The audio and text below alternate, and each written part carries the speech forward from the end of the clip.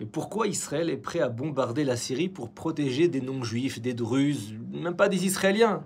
Alors vous avez les pro-palestiniens du web, les free pastèques, les antisémites masqués, ceux qui n'ont jamais mis un pied en Israël en général, ça va ensemble, sont toujours les premiers à aboyer en disant encore une attaque israélienne de l'entité sioniste, un bombardement, une escalade des juifs, etc.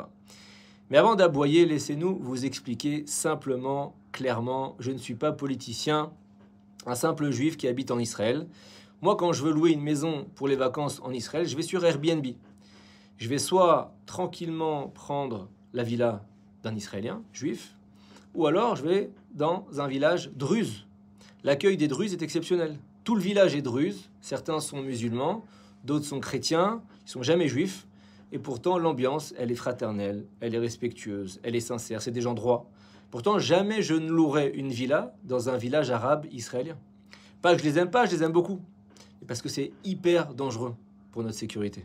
Malheureusement, il y a eu beaucoup de quartiers arabes qui sont devenus des zones à risque pour les juifs. C'est juste la réalité du terrain. Maintenant, revenons au sujet. Maintenant, imaginez un pays minuscule comme Israël qui fait 2 fois la Dordogne.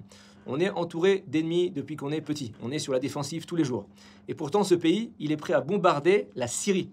Pas pour libérer des otages, on en a encore pas mal, pas pour étendre notre territoire, mais pour protéger un peuple non juif qui ne vote pas aux élections israéliennes et qui ne vit même pas en Israël, les Druzes de Syrie.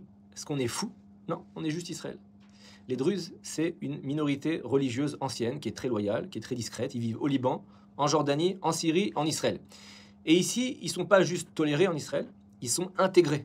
Dès 1948, les chefs druzes ont choisi de se battre aux côtés d'Israël. Et depuis, ils servent dans l'armée, dans les unités d'élite, dans la police, dans les hôpitaux, ils parlent hébreu, ils tombent parfois au combat pour défendre notre peuple, et en retour, ils sont considérés comme faisant pleinement partie de la nation israélienne. Mais le lien entre Israël et les Druzes, ça ne se limite pas à l'armée ou à la citoyenneté, c'est spirituel, c'est pour ça que je vous parle. Les Druzes affirment être les descendants de Yitro, en français Jéthro. Yitro, c'était le beau-père de Moïse. Pas moins que ça. C'était un prêtre qui servait à Midian. Il a accueilli Moïse quand il était en exil à sa sortie d'Égypte et il lui a donné sa fille Tsipora. Et surtout, il a reconnu la vérité du Dieu d'Israël et il s'est converti. Il s'est converti quand il a entendu parler des miracles de la traversée de la mer Rouge, la victoire du peuple d'Israël contre Amalek. Il a abandonné toutes ses idoles et il s'est rallié à la Emouna, à la foi d'Israël. C'est aussi lui qui a conseillé à Moïse d'instaurer un système judiciaire délégué. Moïse était très demandé.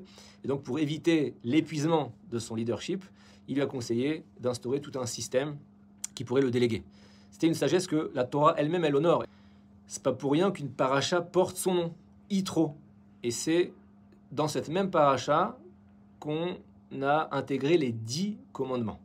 Les Druzes appellent Yitro Nabi Shuyab. Et le tombeau, il est près de Tibériade et c'est un lieu de pèlerinage très sacré chez les Druzes. Pour eux, c'est leur prophète, leur ancêtre. Alors oui, c'est pas juste une alliance stratégique, c'est une parenté beaucoup plus profonde. C'est un lien qui est ancien, nous et eux.